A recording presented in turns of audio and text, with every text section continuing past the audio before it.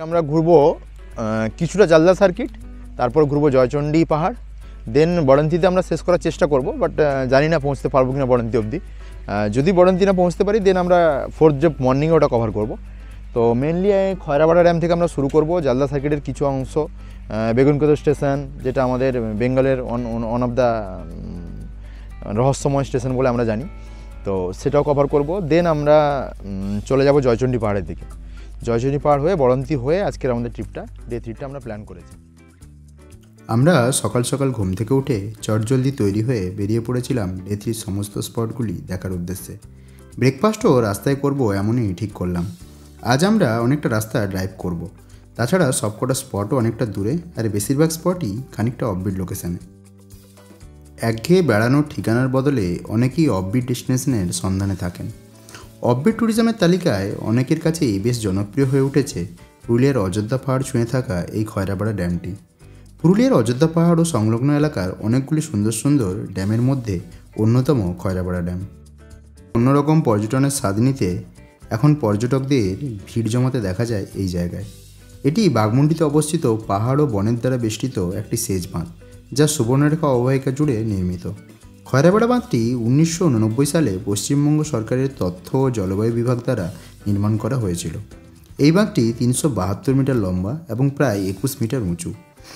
এখানে চ্যামটাবুরু ও বাররা পাহাড়ের পাদদেশে একটি বিস্তীর্ণ জলাশয় রয়েছে। বসন্তের সময় হোলির মরশুমে পলাশ গাছগুলি এলাকার সৌন্দর্য অনেক গুণ বৃদ্ধি করে। স্থানটিতে রয়েছে পর্যাপ্ত প্রাকৃতিক সৌন্দর্য। এই অঞ্চলটি বিভিন্ন পরিযায়ী পাখিদের আবাসস্থলও বটে। এখানে রয়েছে পায়ে পায়ে অ্যাডভেঞ্চার, লম্বা টানা অযোধ্যা পাহাড় রেঞ্জ, সেই সঙ্গে নীল জলরাশি, আর তার চারপাশ জুড়ে ঘন সবুজ জঙ্গল। খুবই শান্ত ও নিরিবিলি পরিবেশ। চোখের সামনে এমন একটি ল্যান্ডস্কেপ ভেসে উঠলে যে কেউ যেতে চাইবেন। তাই রীতিমতো অফবিট ট্যুরিজমের আমেজ উপভোগ করছেন পর্যটকরা এখন। ধীরে ধীরে এটিও হয়ে উঠেছে পুরুলিয়ার মাস্ট ভিজিটেড স্পটগুলির মধ্যে একটি। ড্যামের একপাশে চামটাবুরু পাহাড়ের কোলে তৈরি হয়েছে খয়রাপাড়া ইকো অ্যাডভেঞ্চার ক্যাম্প। এখানে থাকার এটি একমাত্র জায়গা। অবসরে একদিন কাটাতে চাইলে থেকে দেখতে পারেন এখানে। লেকের জলে কায়াকিংয়েরও ব্যবস্থা রয়েছে। ভেসে পড়ুন স্বচ্ছ জলে, ঘুরে বেড়ান লেকের চারিদিকে। কাঁচের মতো পরিষ্কার জলে মাছের চলাফেরা ও পাখিদের ভেসে বেড়ানো দেখতে দেখতে পৌঁছে যান লেকের অপর প্রান্তে। এখান থেকে পায়ে হেঁটে জঙ্গল পথে দেখে আসতে পারেন মাছকান্দা ঝর্ণা। এই মাছকান্দা ঝর্ণাই আমাদের পরবর্তী গন্তব্য, তবে তার আগে পেটে কিছু দেওয়া খুব দরকার ছিল। আমরা খয়রাপাড়া ড্যাম ঘুরে এলাম, এখন এসছি চেমটাবুরু হোটেল অ্যান্ড রিসর্ট। রাস্তার পাশেই এখানে তেমন কিছু খাবার হোটেল বা কিছু ব্রেকফাস্টের জায়গা তেমন নেই। আমরা পেয়েছি একটা, নতুন হয়েছে এটা, চেমটাবুরু হোটেল অ্যান্ড রিসর্ট বলে। তো রাস্তা থেকেই ওনারা ডেকে আমাদের ঢোকালেন। খাবার তো দেখে ভালোই লাগছে। আমরা আলুর তরকারি আর কচুরি করে দিতে বললাম, সঙ্গে ডিম সিদ্ধ আছে। মিষ্টি চেয়েছিলাম কিন্তু মিষ্টি এখানে অ্যাভেলেবেল নেই, একটু রিমোট এরিয়াটা। তো হিসেবে ঠিকই খাবার খাচ্ছি, খেয়ে আপনাদের বলবো, রিভিউ দেবো কেমন কী।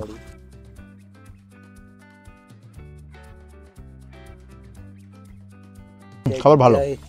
এরকম রিমোট এরিয়ায় সকালে কুটির ব্রেকফাস্ট ঠিকই আছে, ট্রাই করে নিতেই পারেন এখানে। আর আমাদের আজকে যে লোকেশনটা কভার করো প্রায় সবকটা একটু রিমোট এরিয়া, তো আমাদের এইভাবেই খেতে হবে, মানে আনটেস্টেড আনরিভিউড খাবারই খাবো আর আপনাদের রিভিউ দেবো। চলুন দেখা হচ্ছে নেক্সট স্টপ। পরের গন্তব্য মাছকান্দা জলপ্রপাত। পুরুলিয়ার পাথুরে পাহাড় বেয়ে নেমে এসেছে এই ঝর্ণা। খয়রাপাড়া ড্যামকে বাঁ দিকে রেখে ডান দিকে খাড়াই পথ ধরে কিছুটা এগোলে শুশনিটি গ্রাম। আদিবাসীদের ছোট্ট একটি গ্রাম, সহজ সরল জীবন এখানে। নাগরিক জীবনের কলুষতা এখনও স্পর্শ করেনি এই গ্রামকে। পথ চলতে চলতে দেখতে পাবেন গ্রাম্য জীবনের প্রতিচ্ছবি। খয়রাপাড়া বাঁধ থেকে প্রায় 1 ঘন্টার পথ যেতে যেতে দেখতে পাবেন গ্রাম্য পশুচারণের ছবি। ছাগল, ভেড়া, গরু নিয়ে গ্রাম্য মহিলা ও ছেলেরা এগিয়ে চলেছে। এখন আমরা এলাম আমাদের আজকের সেকেন্ড স্পট, মাছকান্দা ওয়াটারফলস। নামটা একটু আজব, মাছকান্দা কেন জানি না, যদি কোনো লোকাল কাউকে পাই জিজ্ঞেস করব কেন এরকম নাম। একটু অফ রোডিং করে নামতে হয়, আমি রাস্তাটা দেখাচ্ছি। গাড়ি কিন্তু আপনাদের সামনে রেখে দিতে হবে, তার ভেতরে একটা ছোট্ট জঙ্গলের মতো আছে, পাহাড়ের দিয়ে নামতে হবে। রাস্তাটা কিছুটা নিচের দিকে ঢালু, একটু সাবধানেই নামবেন। আমি দেখাচ্ছি যতটা পাচ্ছি। কিন্তু নামলে একটা অসাধারণ ভিউ তো আমরা পাবোই, কারণ এখানে উপর থেকে আমি অনেক সুন্দর জলের আওয়াজ পাচ্ছি। 100 ফুট উঁচু এই ভয়ঙ্কর জলপ্রপাতে মাছ কাঁদে কিনা জানা নেই, তবে মনের মণিকোঠায় অনেক দিন থেকে যাবে এই ঝর্ণা। অসাধারণ ভিউ এখান থেকে পাবেন আপনারা। আমি দেখাচ্ছি ভিউটা, দেখতে থাকুন। আমি জানি না কতটা আপনারা দেখছেন বা বুঝছেন, বাট যে ভিউ আমি দেখছি চোখে তা বলে বোঝানোর নয়। সেরা অফবিট জায়গা এটি, তবে শিশু ও বয়স্কদের জন্য উপযুক্ত নয়। পরের গন্তব্য পিতিথিরি ফলস।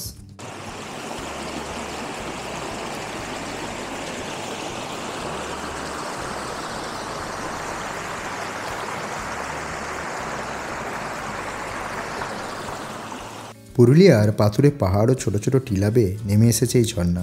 শীতে অনেকটা গতিহীন, তবে বর্ষায় রূপ থাকে অপূর্ব।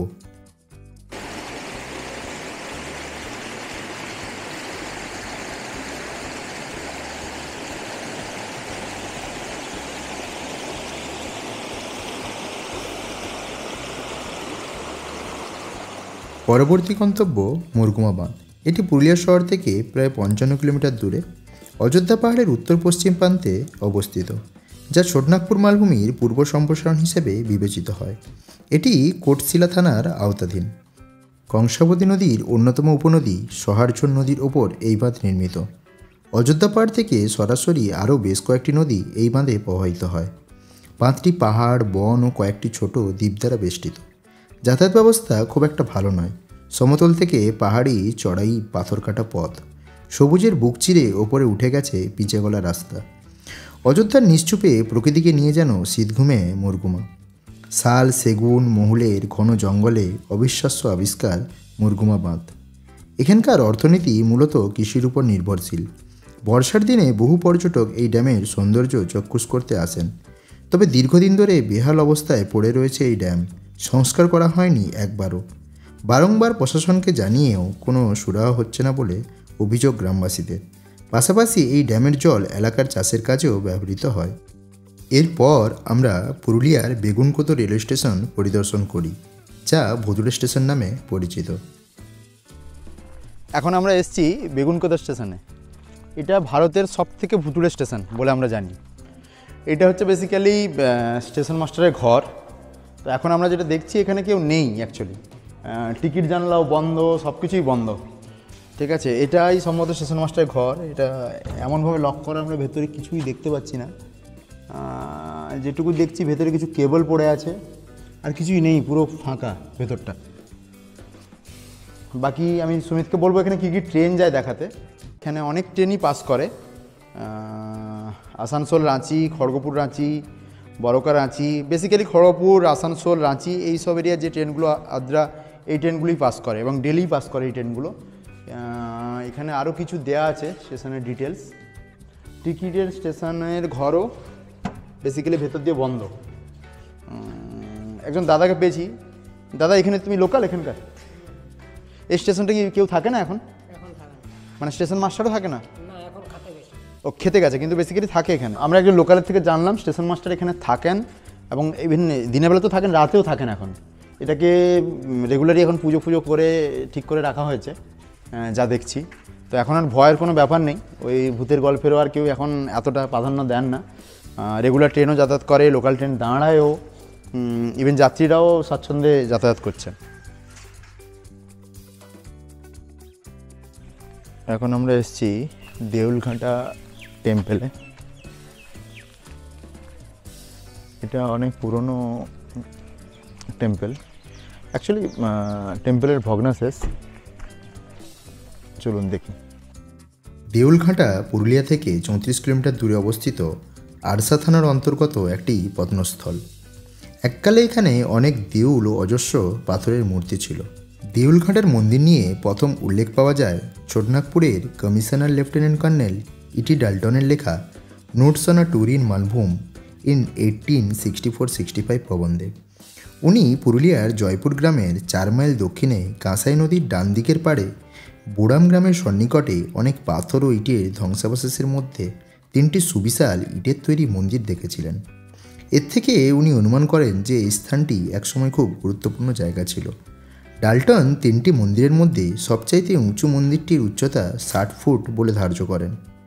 ডাল্টন এও উল্লেখ করেছিলেন যে এই মন্দিরটি যে ইট দিয়ে তৈরি তা এতটাই নিখুঁত যে মনে হয় এগুলো কোনো যন্ত্রের সাহায্যে কেটে তৈরি করা হয়েছিল।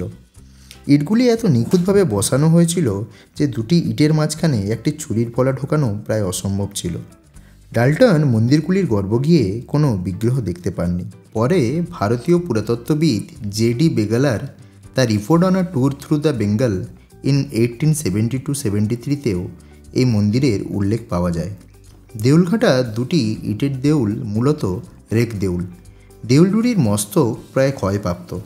দুটি দেউলের মধ্যে যেটি অপেক্ষাকৃত ভালো অবস্থায় আছে তার বর্তমান উচ্চতা প্রায় 45 ফুট। দুটি দেউলই পূর্বমুখী আর প্রবেশপথ ত্রিভুজাকৃত।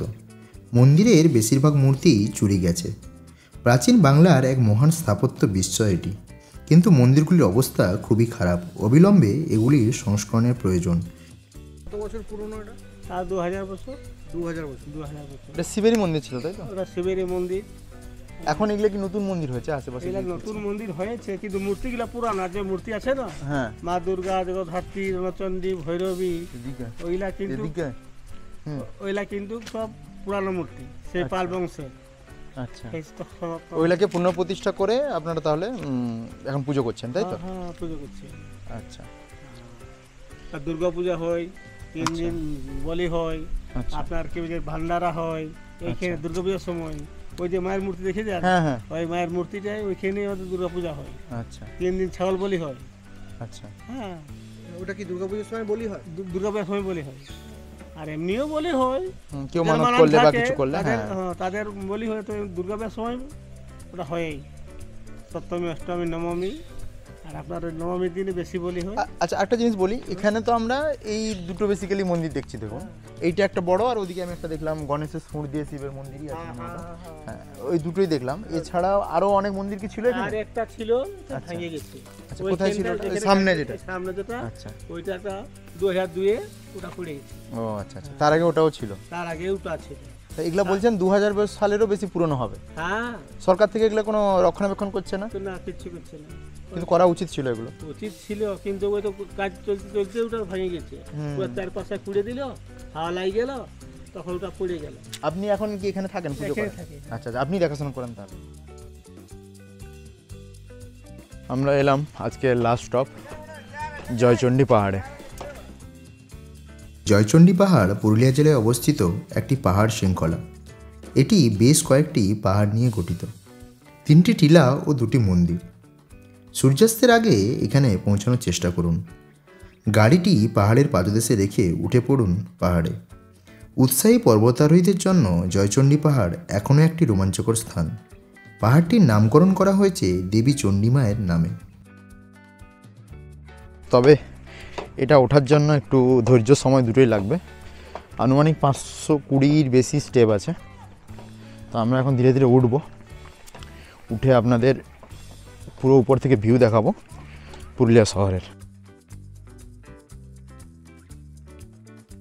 কিছুটা উপরে উঠলে একটা পরিত্যক্ত টাওয়ার চোখে পড়ে, যা সম্ভবত প্রাচীনকালে সিগন্যাল পাঠানোর জন্য ব্যবহার করা হতো। 5G'র যুগে আজ তার ভগ্নাশেষও ইতিহাসের সাক্ষী বহন করে চলেছে। এই পাহাড়ের চূড়ায় এসে পৌঁছলে প্রথমেই চোখে পড়বে বজরংবলীর একটি ছোট্ট মন্দির। জয়চণ্ডী পাহাড় একটি নির্জন জায়গা, যদিও রঘুনাথপুর শহর এর খুব কাছেই অবস্থিত। এখানে প্রতিটি পাহাড়ের নিজস্ব নাম আছে, যেমন যোগীঢাল, চণ্ডী, ঘড়ি, সিজানো, রামসীতা প্রভৃতি। জায়গাটি সাধারণত বিখ্যাত কারণ সত্যজিৎ রায়ের হীরক রাজার দেশে চলচ্চিত্রটি এখানেই শুটিং করা হয়েছিল। পাহাড়ের ওপরে খাবারের দাম অনেকটাই বেশি, তাই দয়া করে আপনারা সাথে পানীয় জল ও অল্প খাবার বহন করুন। থাকার ব্যবস্থা খুবই কমই আছে এখানে, তবে পাহাড়ের পাদদেশে রেস্তোরাঁয় আপনি কিছু ফাস্টফুড খাবার পেয়ে যাবেন। বজরংবলীর মন্দিরের বাঁ দিকেই রয়েছে পাহাড়ের নামে উৎসর্গিত মা চণ্ডীর মন্দির। দুপুরে মন্দির বন্ধ হয়ে যায় এবং মন্দিরের দরজা খুলে দেওয়ার জন্য পুরোহিত বিকেল 4টের পরেই আসেন। কোনো প্রবেশ মূল্য দিতে হবে না আপনাকে। আমি নিশ্চিত যে আপনি যদি একটি পড়ন্ত বিকেল এই পাহাড় থেকে উপভোগ করেন, তাহলে কোনোদিনই ভুলতে পারবেন না এই অনুন্নত জেলা পুরুলিয়াকে। সাধারণত লোকেরা শীতকালে এখানে যায়, কারণ এটাই জনপ্রিয় সময়। তবে আমার পরামর্শ যদি গ্রহণ করেন, মার্চের প্রথম দিকে এখানে যান। কারণ আপনি পাবেন এক স্বর্গীয় অনুভূতি, পলাশে ঢাকা। আমরা এখন এসছি আলুর ডে বরন্টি। এটা রিসর্ট একটা খুব ভালো। আজকে নাইট সেটা আমরা এখানেই করব। আমরা গ্রাউন্ড ফ্লোরেই রুম নিয়েছি, কারণ আমরা 4 জন ছিলাম। টপ ফ্লোর রুম অ্যাভেলেবেলও ছিল না, আমি যে সময় বুক করি। রুম ট্যুর একটা করিয়ে দিচ্ছি, হাইলি রেকমেন্ডেড এটা। বরন্তিতে এলে এটা সবথেকে ভালো রিসর্ট, বরন্তির খুব কাছেই।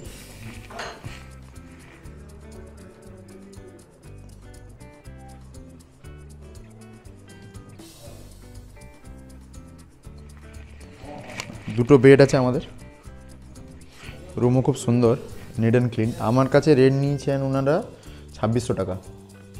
আমার কাছে এটা খুবই সস্তা বলেই মনে হয়েছে। ওই জিএসটি নিয়ে প্রায় নিয়ার অ্যাবাউট 3000।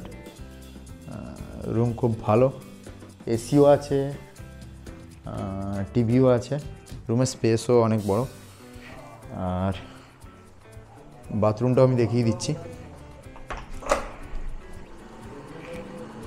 বাথরুমটাও খুব সুন্দর, neat and clean, shower, geyser সব কিছুই আছে।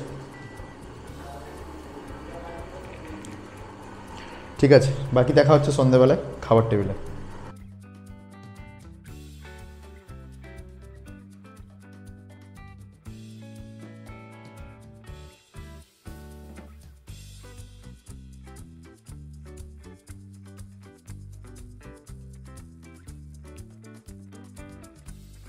এখন আমরা আছি আলুর দে বরন্তির ডাইনিং হলে। আমরা অ্যাকচুয়ালি সুমিত দেখো, এটা দেশি চিকেন নিয়ে এসেছিলাম বাজার থেকে কিনে। এখানে পাশেই মার্কেট আছে, ওখান থেকে আমরা দেশি চিকেন কিনে এনেছিলাম। ওনাদের রান্না করতে বলে দিয়েছিলাম, ওনারা রান্না করে দিয়েছেন।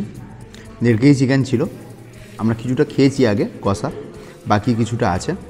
বাকি ভেজ থালি অর্ডার করা ছিল। ভেজ থালিতে একটা সবজি, ডাল, আলু ভাজা, সঙ্গে চাটনি, পাঁপড়, অনেক কিছুই আছে ভেজ থালি যা ইনক্লুডেড থাকে।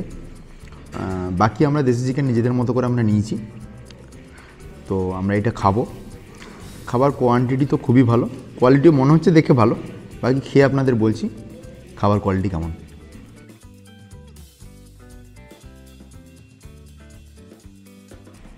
খাবার খেলাম, খাবার খুবই ভালো। চিকেন ঠিকই আছে, দেশি মুরগি যেভাবে হয় সেভাবেই রান্না হয়েছে।